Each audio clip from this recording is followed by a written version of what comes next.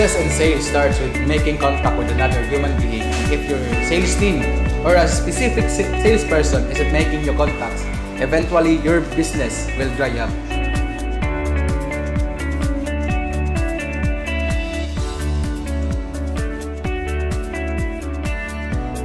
We have fully understand the role of a sales manager. Expectations to establish your own management styles were defined clearly, and to see the importance of establishing good working relationships across departments. Sales meetings are an essential part of your department. These are your opportunities to offer continuing education, work on sales skills, introduce new items from vendors, and generally disseminate information to your salespeople.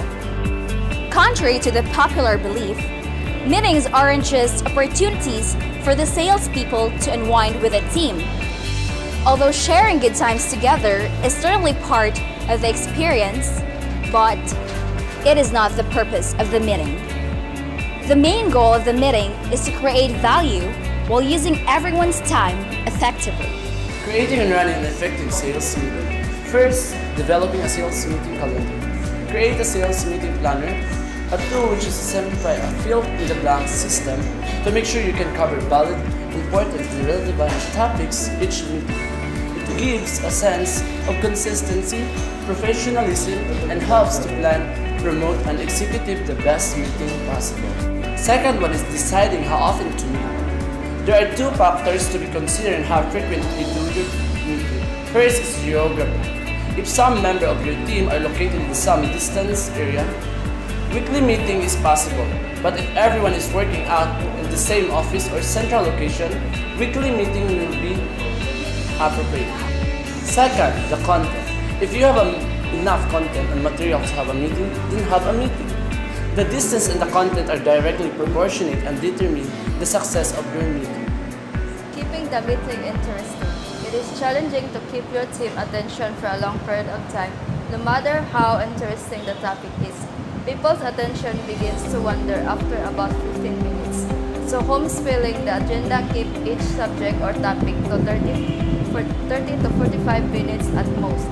This keeps the pace of the meeting moving and keeps your audience from being bored as well.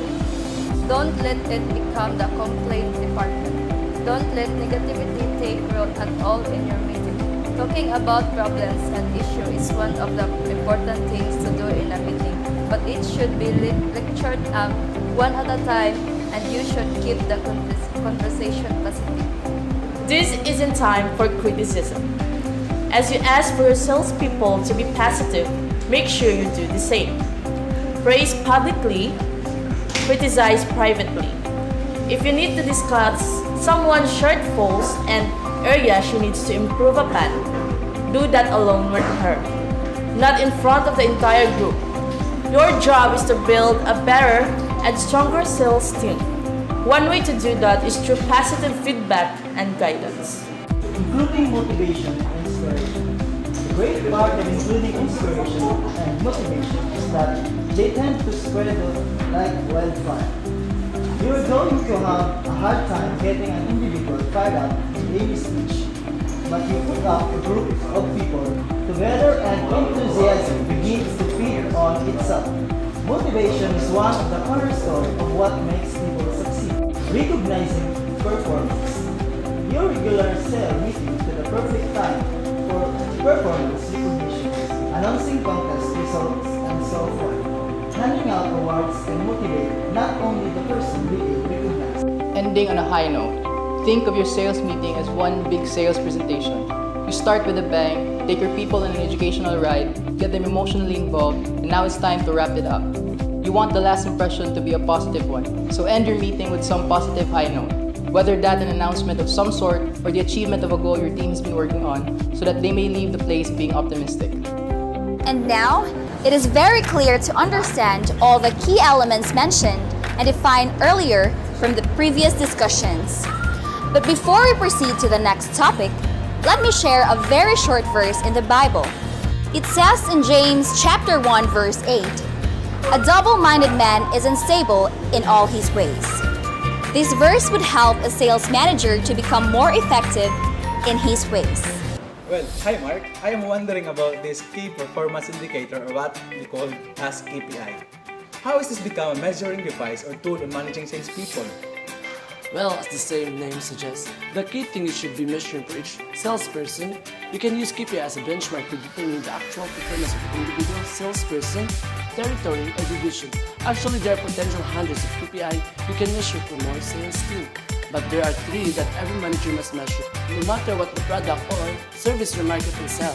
The first one is the number of new contacts each salesperson is making. The second is the number of presentations each salesperson is making. And the last one is each salesperson's sales. Wow, that's amazing. Can you tell me more? Okay. How about the first one? If I am the manager, how am I supposed to track if they are making new contacts? Well, the question there should be, how many new contacts each salesperson making weekly and monthly? You know, success in sales starts with making contacts with another human being, and if your sales team is not making new contacts, eventually your new business will be dry up. You know, if your salesperson is struggling, it's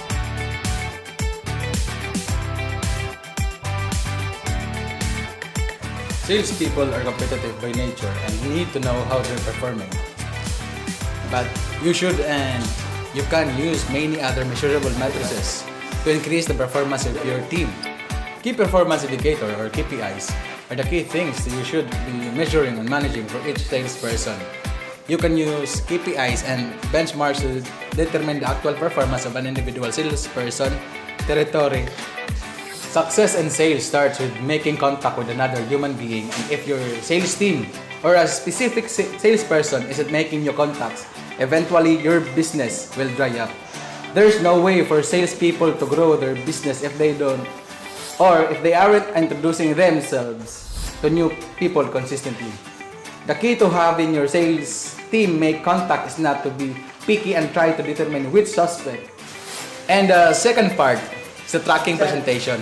It's important to know the number of actual presentation each of your salespeople able to make, because this is the first indication of when there might be a problem in his sales process, and the first chance how you to determine what part of the process he needs help on. Tracking sales.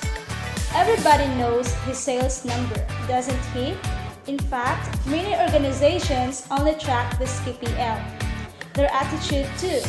So forget all that stuff. It doesn't mean anything. Sales are all that matters. To which I say, really? Just because a salesperson is falling short of his goals, it doesn't mean he's not working. Although lack of effort could certainly be a cause of the problem. Make outbound calls. One initiated from asset to a customer in behalf of the company. You certainly need to be tracking this one as of your PPL. As important as making calls, ask for sales team who generate prospects from cold calls. It's important to measure when calls are made, who calls are made by, what said in the call. Circling through sales cycle time. Sales cycle time is simply establishing to go along with your sales cycle. Your time could be days, weeks, or months. The point isn't how long your cycle time is. The point is to assign a time value to each other and to communicate that to your sales. They should answer the following questions. How long does the average sales take? Is someone way ahead of the average? Who's lower than the average? Looking at the ultimate performance indicator, the number don't lie. You must look at gross profit dollar, not percentage. It doesn't really matter if a salesperson is making a 50% profit, if not only amount of $3. You can put percentage in the bank, only dollars.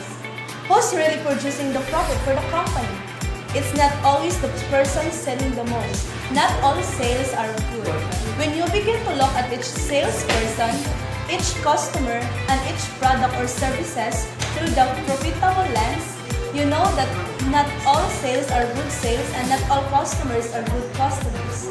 Sales is the only department in a company that contributes the profitability. Everything else is an expense.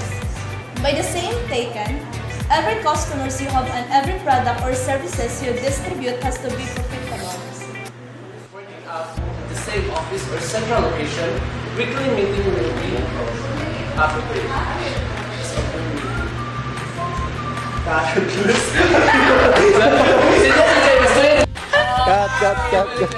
So number 2 question. Number 3 that every manager must measure, no matter what business. Good working relationships across departments.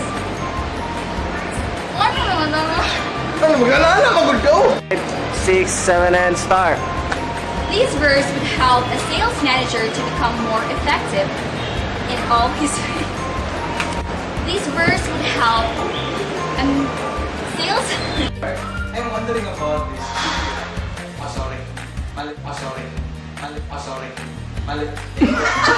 Oh, sorry. Mali. I'm wondering about this key performance indicator, or what you call KPI. How is this becoming measuring method? Well, I am wondering about this key performance indicator, or what you call as KPI. How is this become measured? Measured device. More sales team. But there are 3 that every manager must measure, no matter what business. Okay.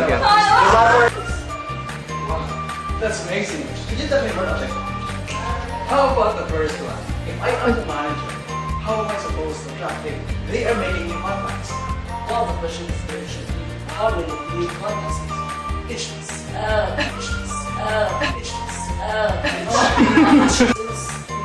not making new contacts. Eventually, your business will dry. Eventually, your news business will be dry up. You know, if your salesperson struggles, it's not because It's not because ng avocado. And start. the company is concerned.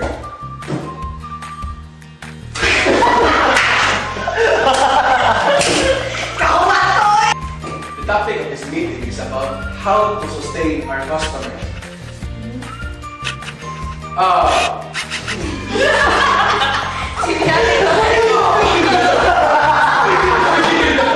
Hotel, isa.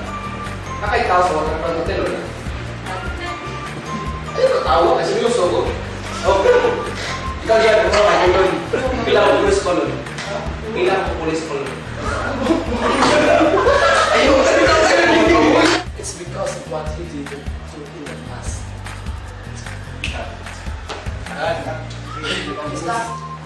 Okay na. Bilhin mo lang ang kasunod.